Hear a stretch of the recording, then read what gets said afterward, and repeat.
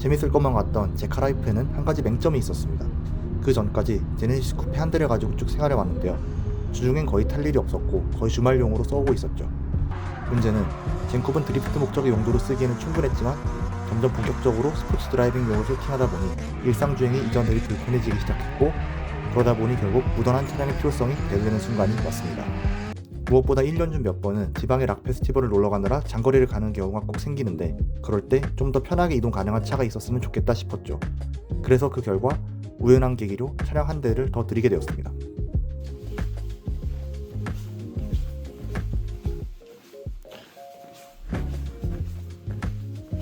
아시는 분들은 아시겠지만 알고 계셨던 분들도 있는데, 최근에 차량 한 대를 더 거의 기출을 하게 됐네요.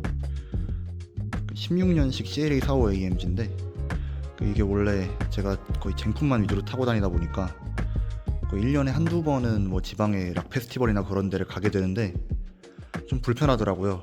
젠쿱도 점점 이제 데일리로 타기 멀어지는 세팅을 하고 있기도 하고 해가지고, 그래서 우연한 기회에 이제 아버지께서 X3 M50을 들이시게 됐는데, 그러면서 동시에 이제 전에 아버지께서 타시는 CLA를 제가 이어받게 됐습니다. 사실 최근에 막 이어받은 건 아니고 타고 다닌 지 벌써 한 두세 달 정도 됐는데, 오늘 한번 그 두세 달 동안 타고 다니면서 어땠는지 느낌이랑 최근에 타고 다니면서 이것저것 얘기들 한번 풀어볼까 합니다.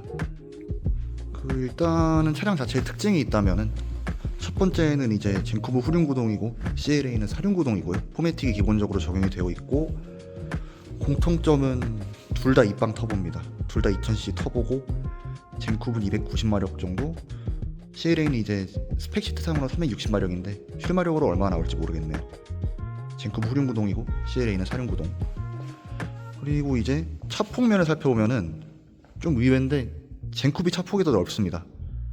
젠쿱이 차폭이 더 넓게 나오고 CLA가 차폭이 더 좁아서 생각보다 데일리로 끌고 다니면서 시내에 주차할 일이 있거나 그럴 때 CLA가 조금 더 괜찮더라고요. 차고도 젠쿱보다 높고, 그리고 이제 폭도 좁고 하다 보니까 주차하는데 그렇게 큰 문제는 없었습니다. 오히려 젠쿱보다 주차하기 나쁘지 않았어요. 그리고 일단 차를 타보면은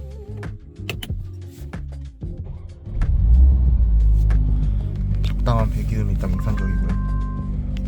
일단은 계기판 디스플레이를 여러 개로 돌릴 수 있는데, 저 같은 경우는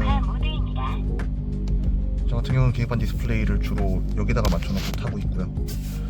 위에서부터 엔진 오일 온도, 냉각수 온도, 그리고 약간 신기하긴 한데 변속기 온도까지 띄워주더라고요. 그래서 어느 타이밍에 변속기 온도가 딱 올라오는지 알 수 있고, 변속기 자체는 이제 벤츠 거에 7단 더블 클러치 DCT가 들어가 있고요.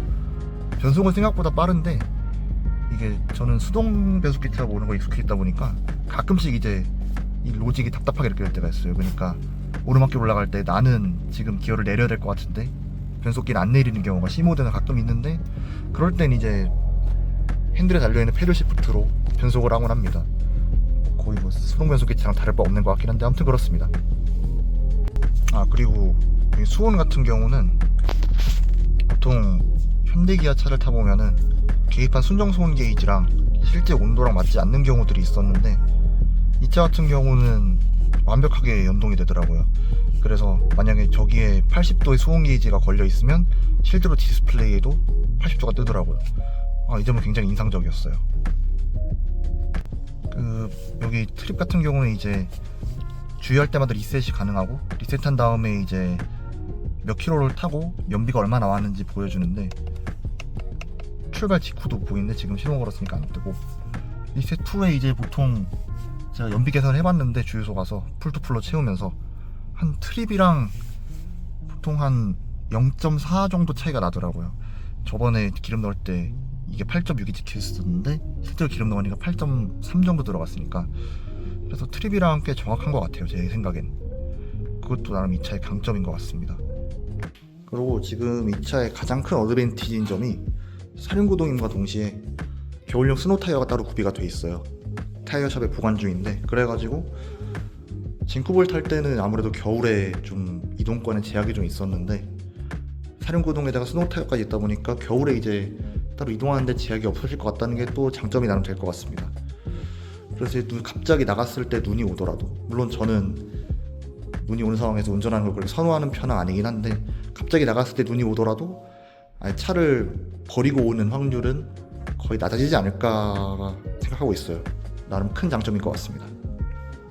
그리고 거기에 더해가지고 지금 제가 살고 있는 데가 약간 오르막 윗부분에 살고 있는데, 아파트가 여기로 올라오려면은 그 오르막길 어쨌든 지나야 돼요. 어쨌든 지나야 되는데 몇 군데는 열선이 깔려 있는데, 길들 중에 아파트 단지 사이로 난 길이 있는데 거기는 지금 열선이 안 깔려 있고 응달해져 있기 때문에 겨울에 눈이 오게 되면 눈이 제일 늦게 녹고 제설도 잘 안 돼요. 그래서 보통 이제 옆동, 그러니까 경사면 아래쪽에 있는 동에 주차하고 올라오는 경우가 많은데, 아마 이 차량 스노우 타이어 껴놓으면은 겨울에 그럴 일은 거의 없을 것 같네요. 아마 눈이 오더라도 오르막길 올라와서 아파트 안까지 들어올 수 있지 않을까 생각을 하고 있습니다. 나름 큰 장점인 것 같아요.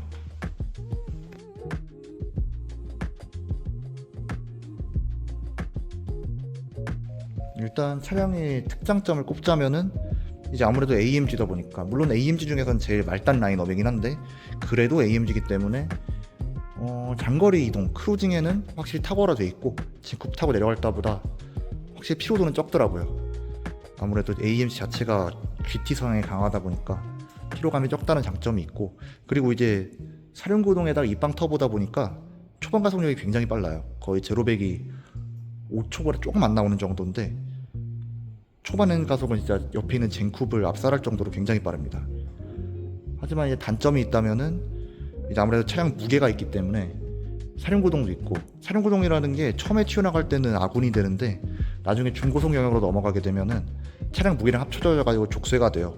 그래가지고 아무래도 중후반 가속력은 다른 AMG들에 비해서 좀 딸리지 않나 라는 생각이 듭니다.